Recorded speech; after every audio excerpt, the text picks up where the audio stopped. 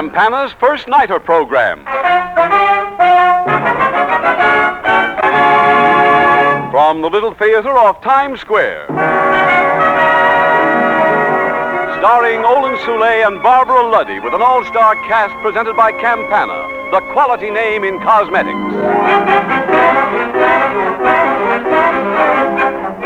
Theater Time, Broadway, and tonight a new play is scheduled for its premiere performance at the Little Theater off Times Square. If you've never attended an opening night on the Great White Way, then you have the treat of a lifetime in store for you. And here is our host for the evening, the genial First Nighter. Good evening, ladies and gentlemen. Traffic is slow these wintry nights, so let's be off to an early start, shall we? My cab is waiting. Won't you step in? All right, driver, to the Little Theater. Up Broadway, across 42nd Street, past the Paramount Theater, the Astor Hotel. And now, just ahead is the Little Theater off Times Square. Well, here we are.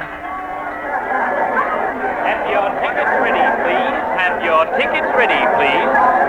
Good evening, Mr. First Nighter. The usher will show you to your seats. Thank you. We'll go right in.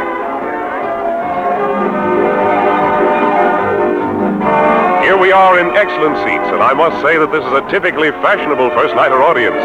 Glamorous ladies are exhibiting fortunes in jewels and furs. There's one of those fabulously expensive mink wraps right across the aisle from me. But let's get down to the business of the evening. I see Frank Worth conducting the famous First Nighter Orchestra. And here's the news about the play. It's a brand new comedy romance called Love is Stranger Than Fiction, written by Irvin Teitel, and co-starring Olan, Soule, and Barbara Luddy. Mr. Soule is cast as Mr. Blake, the publisher. Miss Luddy plays the role of Louise, his secretary. And the supporting cast is a star-studded roster, too, including Herb Butterfield, Willard Waterman, Virginia Gregg, Jerry Hausner, and other famous names. And now it's just about time for the curtain to rise.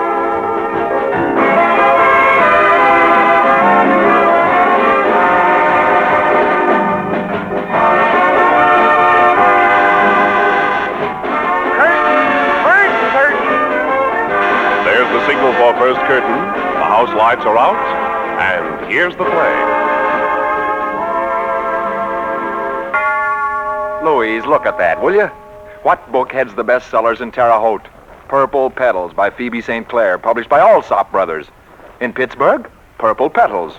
In Montreal, Hartford, and Gary, Indiana, Purple Petals by Phoebe St. Clair. Yeah, well, don't stand there repeating my words. Benson and Blake is supposed to be the most aggressive publishing house in the business, and we haven't had a bestseller in 2 years. Then an upstart firm like Alsop Brothers steals this book from right under our noses. Our noses? Mr. Alan Blake, I've been your secretary long enough for you to know that I insist on accuracy from an employer above all else. Well, what do you mean? Didn't we turn down the... We didn't.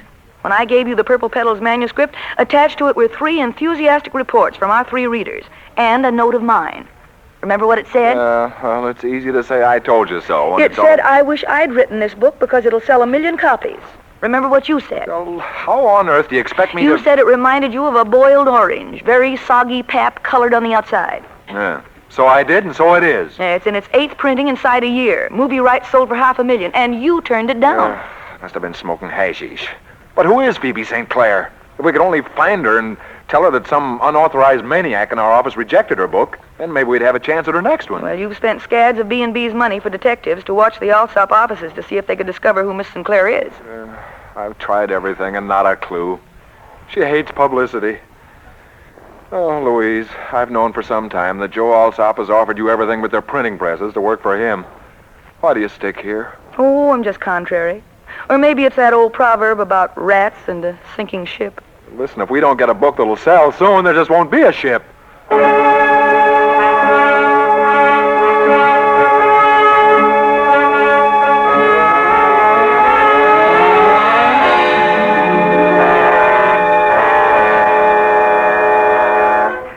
You want to look at this manuscript now, Mr. Blake? Oh, frankly, Miss Jones, no. What is it? It's called Hard Flows the Sea, by a new writer, Stephen Shad Stronghurst. What do you think of it? Well, honestly, I don't remember when I've been so excited about a book. That's what you said about 10 acres, and look what that turkey did to us. Well, it's not my opinion alone this time. Both Henderson and Simon have written 2 pages about it. Well, that's always a help. At least we're sure of 3 sales if we publish it. Now, what's this? Oh, well, Louise read it, too. her comment. Last time I said I wish I'd written this book because it'll sell 1 million copies. At the risk of repeating myself, I'm repeating myself. Louise. Anything else, Mr. Blake? No. Just tell the switchboard I'm not to be disturbed for the next 3 hours.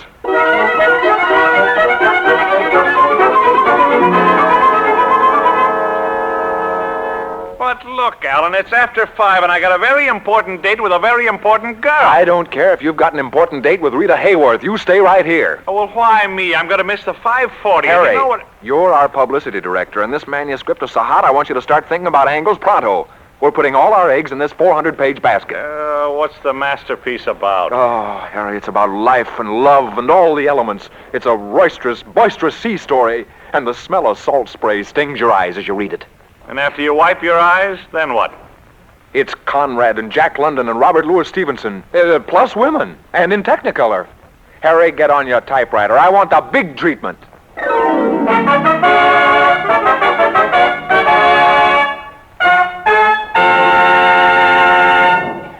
Well, I'm glad you agree with me this time that it's a great book. Great book. Why, I couldn't sleep last night just thinking about the possibilities.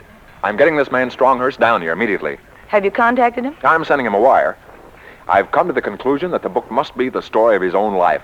The life of a reckless, two-fisted, elemental man who could stun a steer with a blow of his fist. A man who could crush a coconut with one calloused hand. But you've never seen Stronghurst. Maybe he's 5'2" and talks with a lisp. You disgust me. Here, write this down. Stephen Shad Stronghurst, at first sight, strikes you as the sort of man about whom legends gather and grow. The story that he crushes coconuts in one calloused hand, apocryphal as it may sound, is the most obvious thing in the world the moment your hand disappears in his immense paw when you're introduced. He is an elemental man. Come in. Will you initial this wire before I send it off, Mr. Blake? Read it to me first, Miss Jones. Mr. Stephen Shad Stronghurst, Box 652, Main Post Office. Your manuscript, Hard Flows the Sea, has vague possibilities. Please drop in this week for a chat. Signed, Alan Blake, Benson and Blake Publishing. You don't want to give Mr. Stronghurst any false hopes, do you? Vague possibilities. The only vague thing about it is who'll take the lead when the movies get it, Gary Cooper or Errol Flynn. Lou, I think you've got a point there. Miss Jones, take out the word vague. And, let me see, this week, that's too indefinite. Make it immediately. How does that sound, Lou? Very cordial. That's an idea. Sign it, very cordially yours. How's that, Lou? Fine. That'll tell him in a lukewarm sort of way that you worship the very keys his calloused fingers type on.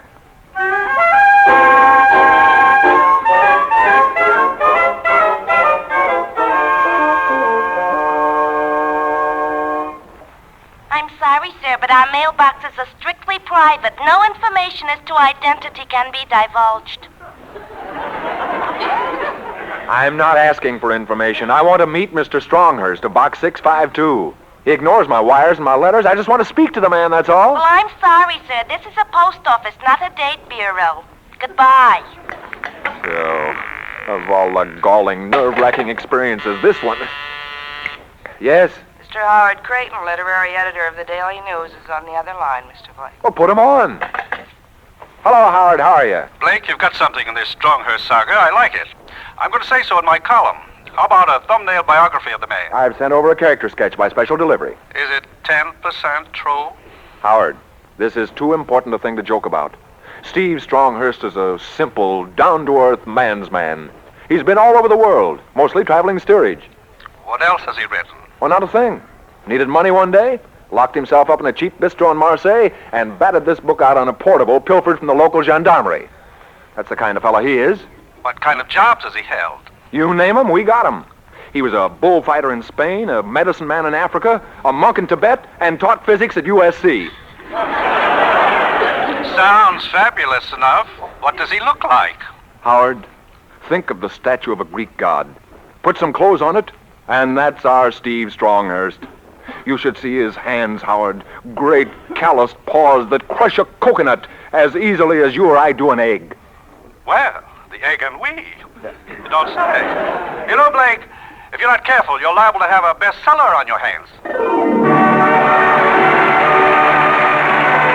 The curtain comes down to the first act of tonight's play in the Little Theater off Times Square.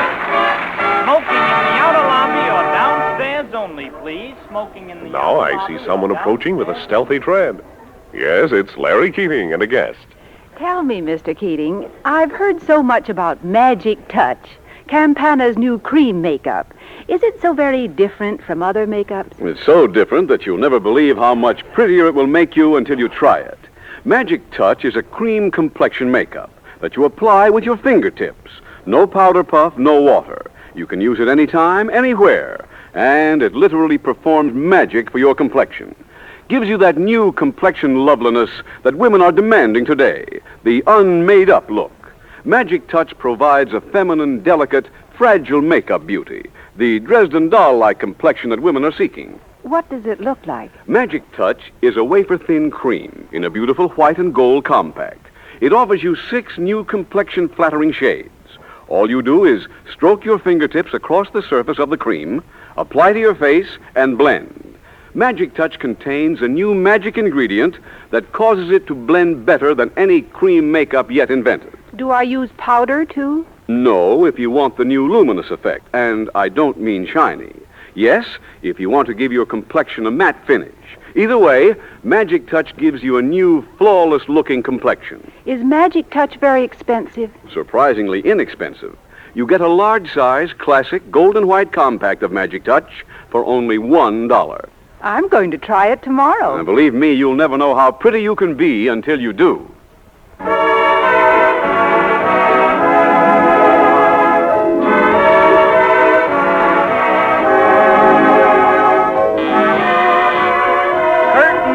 Second curtain. The first nighters are hurrying down the aisles to their seats. The lights are dimmed, and here's the second act of Love is Stranger Than Fiction. Lou, I'm desperate. I've heard from most of the book critics in the country, and they're all mad about the advance copies of Hard Flows the Sea. Then why the desperation? You should be jumping with joy. Joy. 2 weeks before publication, I haven't even seen the author to confirm any part of the phony stories I've been broadcasting about him. Hasn't bothered answering my last 20 wires. Well, I've been trying to tell you, Mr. Blake, that Mr. Stephen Shad Stronghurst has answered your last desperate, frantic, pathetic telegram. What? Well, why didn't you... For heaven's sake, quick, what does he say? Will arrive tomorrow 3 p.m. for interview. Demand absolute privacy. No photographers, no office staff. Wire acceptance of conditions, or else. Or else what? Or else, period. He must have run out of words. Of all the nerve.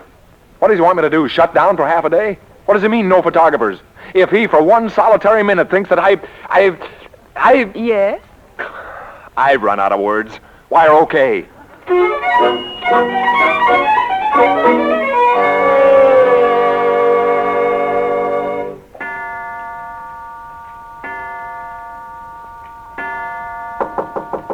Come in, come in. Yes, sir, come right in. Have I the pleasure of addressing... What are you doing here? Shh. Mr. Stronghurst is coming. Louise, I thought I told you to go on home. I promised the man. Right this way, Mr. Stronghurst. Mr. Alan Blake, Mr. Stephen Stronghurst. Well, Lou, you idiot, open the door so he can come in. He is in. Mr. Stronghurst, say something to pop-eyed Mr. Blake. How do you do, Mr. Blake? Will you shake one of my calloused hands? Not this one, the one I use for coconut crushing.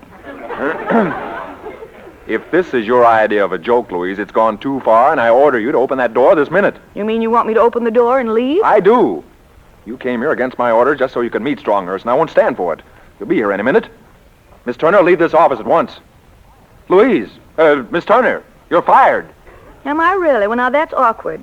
What shall I do with all those pleading wires you sent me? Of course, if I went down the street to Alsop Brothers, I'd get a much warmer welcome. They're used to publishing bestsellers. Good heavens. Really, Louise, you're fooling. Surely you can't be...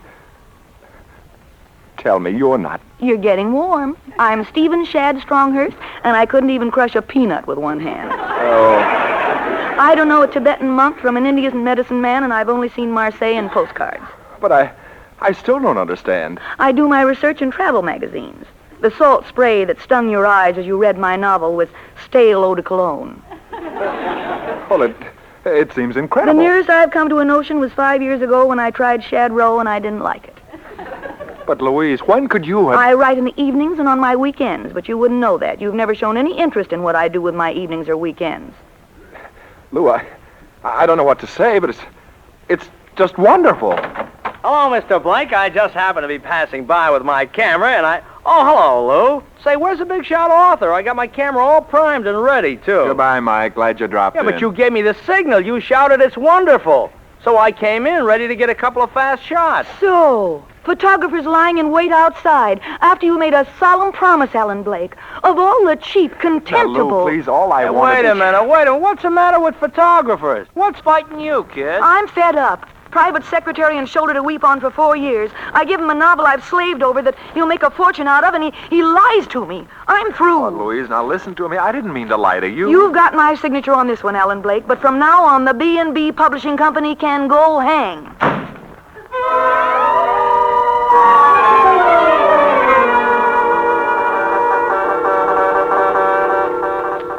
Benson & Blake Publishing. International Majestic Studios offers $600,000 for movie rights to Heart Flows the Sea.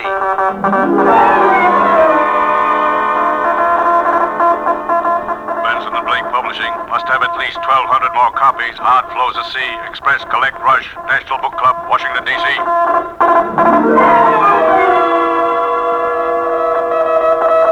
Benson & Blake. Rush 1,000 copies, Heart Flows the Sea to clear backlog, unfilled orders. Advise new printing.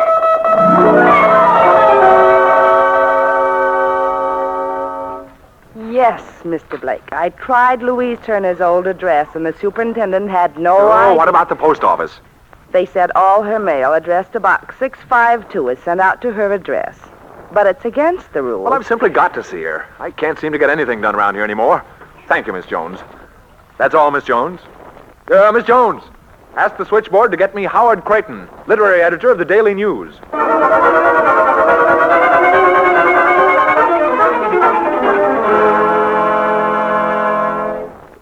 Mr. Blake, Louise Turner's on the other line. Well, at last. Let me speak to her. Hello. Hello, Louise. Alan Blake, if I were in your office right now, I'd slap your face. How could you do such a thing? Oh, Lou, now please, Lou. I was desperate. I couldn't get a hold of you. I had to do something. So you fed the newspapers another pack of lies. I don't mind your telling them I'm Stronghurst, but the nerve... Oh, Lou, please, don't you understand? I spent a week trying to trace Then you. you released the yarn about me peddling Heart Flows the Sea to 20 other publishers, and how, against the judgment of your associates, and more out of sympathy than conviction, you published my book. Louise, I knew that if those fake stories about you were published in the newspapers, you'd get in touch with me. I'm the poor, stupid, struggling author who'd still be living in a garret if it wasn't for Alan Blake, the selfless, altruistic, philanthropic publisher. Oh, Louise, believe me, the only reason I said all that was to make you call me. Right now, there are a lot of things I'd like to call you. But the only reason I did was to say goodbye. Goodbye. And the curtain comes down on the second act of tonight's play in the Little Theater off Times Square. Smoking downstairs in the outer lobby only, please.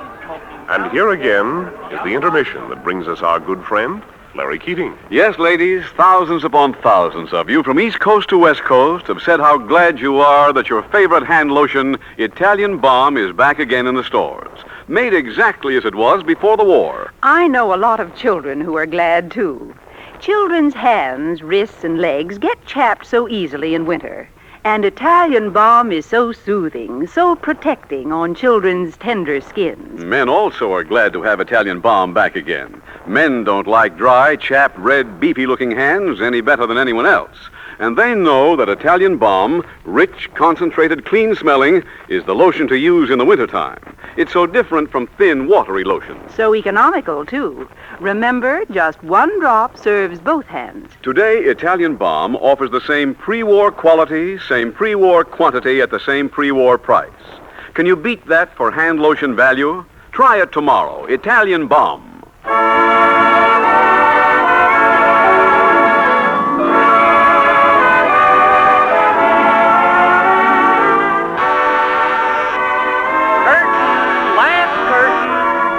First nighters are all in their seats, ready for the last act. And there goes the curtain.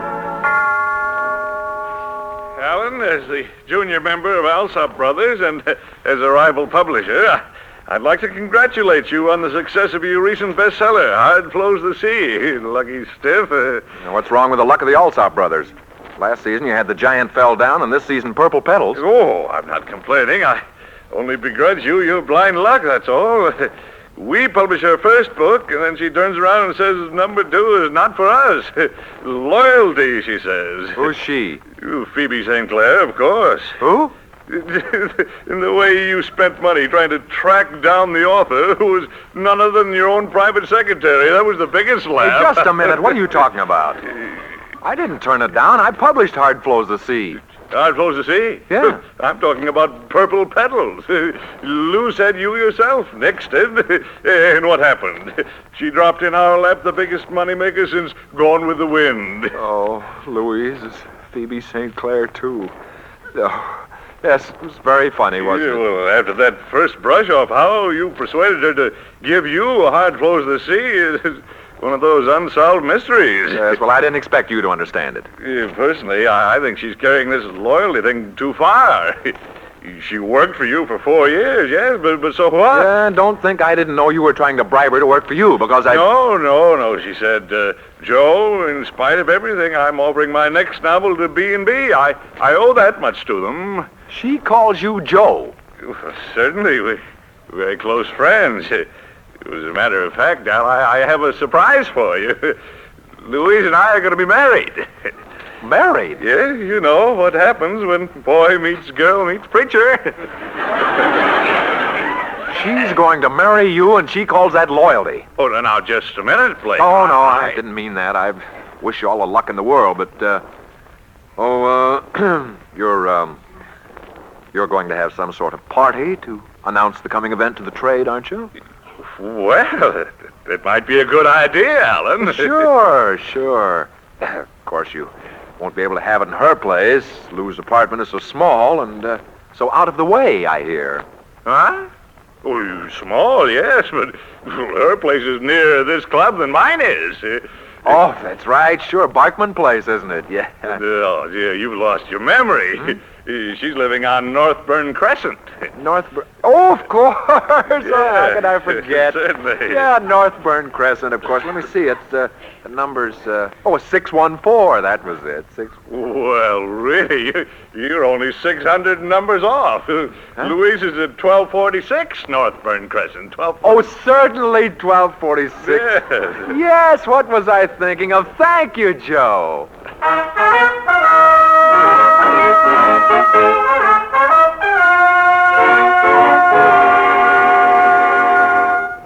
And furthermore, I haven't the faintest idea how you discovered where I live, but I didn't invite you. Thanks. I don't mind if I do have a seat.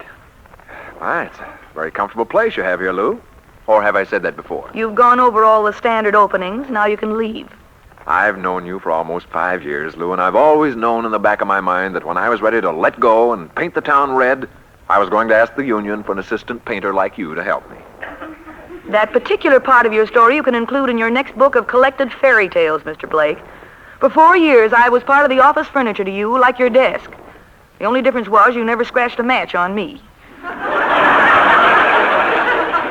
Lou, I don't scratch matches on my desk anymore. I use that fancy lighter you gave me last Christmas. Mr. Blake, isn't it rather odd you're making nice speeches to me after you discover I'm both Stephen Stronghurst and Phoebe Sinclair? The only thing I discovered is that I'm in love with you. Now, what do you say to that? I dimple shyly and I murmur that you say the sweetest things. At this point, am I supposed to act like Eve in Purple Petals and fall into your strong young arms with a strangled sob? Well, if you did, you'd be able to write a better book than Purple Petals. How Phoebe St. Clair and Stephen Shad Stronghurst can be one and the same person. Here is something easier. Your touching declaration of your feeling about me is 3 days too late. 3 days ago, I decided to marry Joe Alsop. But you can't marry You can't marry Alsop when you're... When I'm what? When you're in love with me, that's when. Why, you overbearing, conceited, rude, vain... I love you too, dear. Why do you think that dill pickle proposed to you? Because he likes the tilt of your pretty neck when you're taking dictation? Maybe he wants to marry me because... Certainly not. You think he wants to marry you because the tip of your silly nose wrinkles when you laugh? He wants you because he wants to make sure your literary output goes to Alsop Brothers, that's why. Because you're dishonest and conniving, you think everybody is.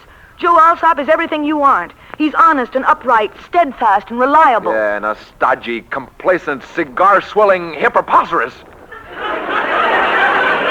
That proves you don't know what you're talking about. There is no such animal. All right. All right, Mary. But before you do, tell him you've just finished a new book you're going to let me publish. And then see how fast the love light in his eyes drops into a deep freeze. All right, I'll do that. I'll show you. Yeah, and let me be the first to know the happy outcome. Phone me tomorrow. I told you that the Martin correspondence is in Mr. Benson's office, Mr. Blake. Where are the Goodley files, Miss Jones? Where are the Lessing files, Miss Jones? Where are any files? All the files are in your right-hand drawer, Mr. Blake, where they've been for years. Why didn't anybody tell me I had an important appointment with Gibson yesterday? Mr. Blake, on your appointment pad, circled in red and underlined, there was a note. I've no time to look at my appointment pad. Miss Jones, are you sure Louise hasn't phoned yet? Go on out to the switchboard and check the line to my office. Maybe it's out of order. Maybe... Well, she didn't have to slam the door that hard.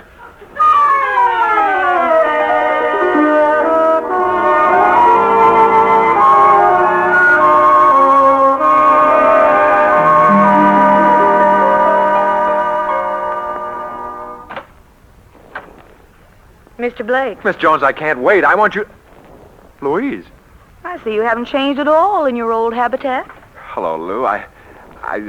Well, welcome back to the old habitat. How are you? I'm a lot better than you thought I'd be at this time today, Mr. Blake. I told Joe exactly what you said.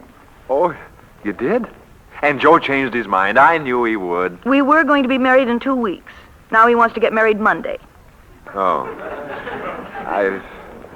Well, Lou, I want to wish you, both of you, all the luck in the world. Thank you. Oh, by the way, as far as business goes, you can relax. I've decided to give my next novel to B&B if they want it.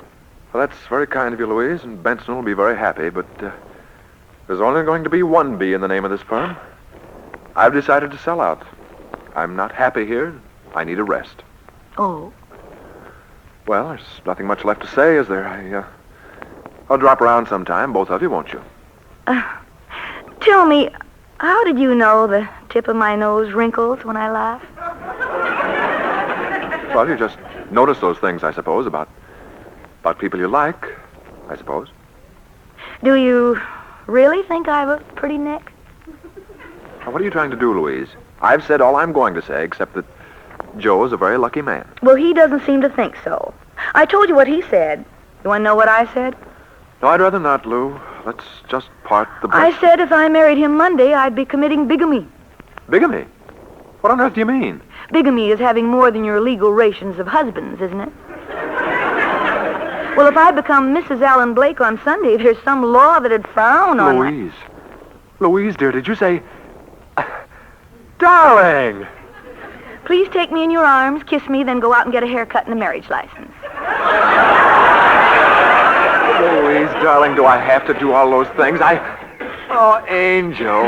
Now, dear, I said you're to kiss me and go out and get a haircut. Darling, I said kiss me and just kiss me, that's all. There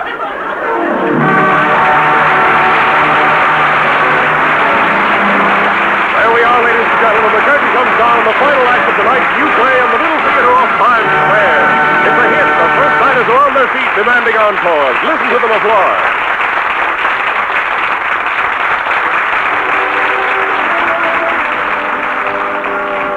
Next week, there's a corral full of Western fun for you and your family when another original play will be presented from the Little Theater. It's called Oh Bury Me Not, a comedy romance you'll want to hear.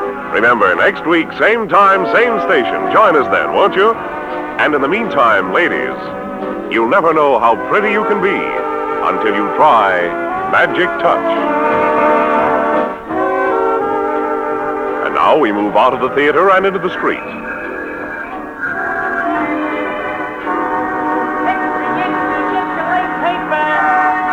Here's your cab, Mr. First Nighter. Thank you. Good night.